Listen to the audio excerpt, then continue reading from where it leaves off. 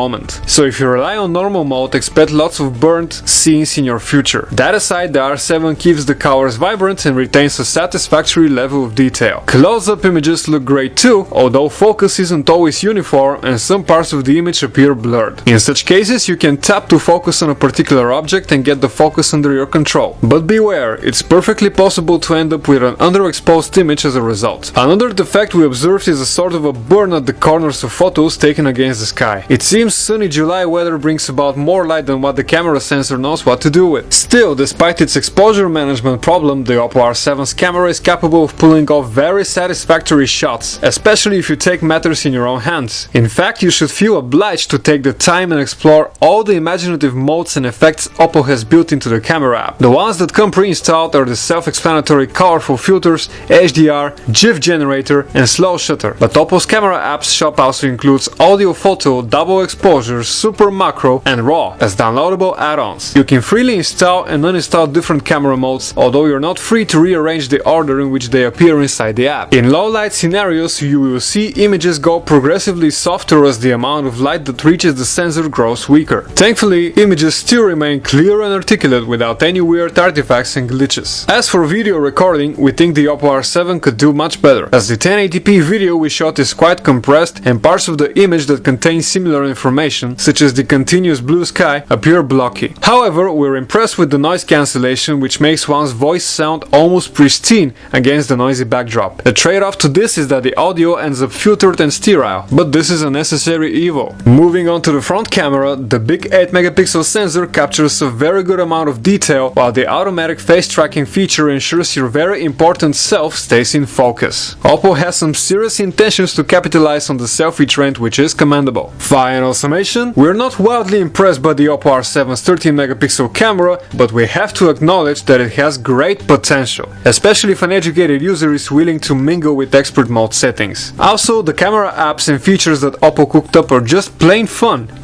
With its big punchy display and decent loudspeaker and headphone output, it comes as no surprise that the Oppo R7 is a very good smartphone for multimedia. The device plays popular video formats without a hitch, and for audiophiles the R7 has a special trick up its sleeve. It's called Direct HD Sound. This is a sound processing engine that optimizes the audio signal to sound its best on the bundled-in pair of stereo earphones. The difference in music reproduction quality isn't mind-blowing, but it's there. The sound becomes somewhat fuller and more detailed with the feature turned on, but the Dirac enhancements are only available while wearing earphones. Dirac does not discriminate between the bundled earphones or your favorite pair of buds, but whether you like the resulting sound is up to you. Book reading is another type of multimedia consumption that's been mostly overlooked by manufacturers, but Oppo paid attention to that too and added an eye protection display mode. When activated, it automatically filters out overly intense blue light to take the edge off the visuals, reducing the amount of light and color information your retinas are being blasted with. Coupled with the screen's ability to get really dim at a minimum brightness output of 3 nits, this makes the Oppo R7 a very good choice for avid bookworms. That's great and all, but how about call quality? Well, wow, we're honestly impressed by the Oppo R7's call quality. In both inbound and outgoing calls, the smartphone transmits pristine voices between callers. The active noise cancellation with a dedicated mic that's at play here definitely makes for a noise-free experience, while earpiece output is sufficiently loud. We wish we could say all the same good stuff for the battery life, but we can't. Qualcomm's chipsets may be famous for their efficiency, but powering them with an all too small 2320 mAh battery cell is pushing your luck. Unfortunately, it will be the end user who pays the toll for Oppo's decision, as the R7 only managed an unimpressive 5 hours and 39 minutes of ongoing on-screen usage in our battery test. In Oppo's defense, the R7 comes equipped with the manufacturer's mighty VOOC fast charging technology, which lets users charge the smartphone to 50% in just about 30 minutes on the plug. While we're at it, topping off the smartphone to 100% takes just 18 minutes, which is very good.